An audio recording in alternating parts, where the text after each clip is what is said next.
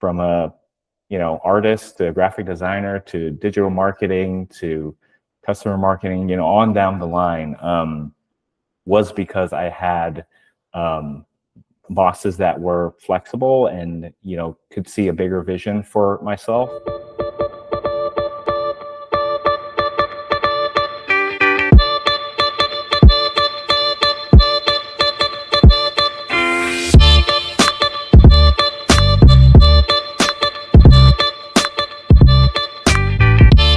So when I think about strategic narrative, it's really about the story from the company's perspective on how are you different from everything else, right? Every other solution that's out there. And throughout my career, I've had a chance to read a bunch of different books on messaging and positioning and things like that. And I think even my definition of strategic narrative has evolved even from the time when we worked together, Kevin. So there are a couple of different resources that are helpful, and I can kind of get to those later. But really, it's about the insight that you have into the market. So what's kind of the big problem that you see in the market, in the world? What are the different alternatives that people are using to solve that, whether it's manual solutions or, this is a great place to also speak to some of the competition that's out there. And then you want to talk about, in a perfect world, what are the characteristics of the solution that you would look for? And when you kind of look at the setup in that way, then now you're primed and positioned to talk about how your solution offers a differentiated value to the market and how it's not better, but different than everything else that's out there. So a lot of the things that I'm talking about are from April Dunford's book. I do need an Amazon affiliate link or something. Yeah, it always starting with the CEO, right? Like if you can make sure that the strategic narrative aligns with their vision for the company, or making sure that maybe a lot of times the CEO does have a vision for the product and for the company, obviously, because that's why they're in the CEO position. They're the leader, and they've been a visionary leader, especially if they're a founder, and they've kind of brought a lot of people onto this vision, but maybe they're just not able to articulate it in a way that makes sense to from a marketing perspective, from a sales perspective. So it's really about making sure that you're able to draw that out from them, whether it's just interviewing them and talking to them and seeing if you can't collaborate on a strategic narrative that makes sense.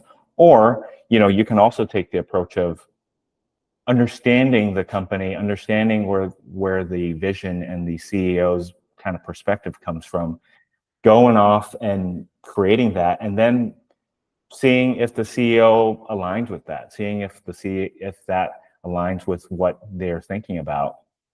But I feel like once you have the CEOs bought into the strategic narrative, then that makes this job a whole lot easier, because now you can kind of go to other parts of the company and say, hey, CEO and I are already aligned on this. So we want to make sure that this makes sense to you, and also just bring people into the process, not saying like, hey, this is the message we're going to go with, use it or lose it. It's really about making sure that you're bringing them in and asking them in a collaborative way. To the painting in the back, and in the beginning of this conversation, I did go to college as an artist, and that was what I majored in, Bachelor of Fine Arts.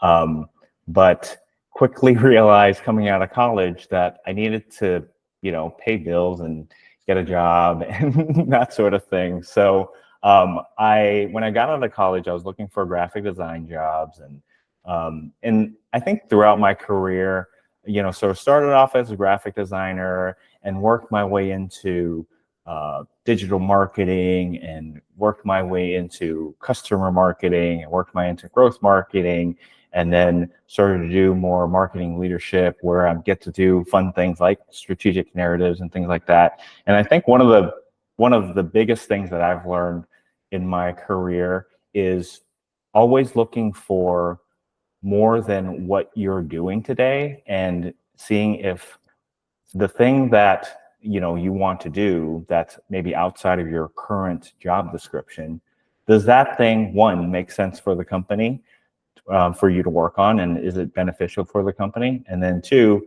if it's something that you're interested in and that you want to learn and add that skill to your resume or job description, once those two boxes are checked and you have a conversation with your boss and ask them, hey, does this make sense? Can I work on this project? And obviously you're going to take care of your current job and you're not going to abandon that. But if you're able to do those things, then I've always had the opportunity where I worked with really great bosses that gave me the chance to try those new things that were beneficial to the company and to myself.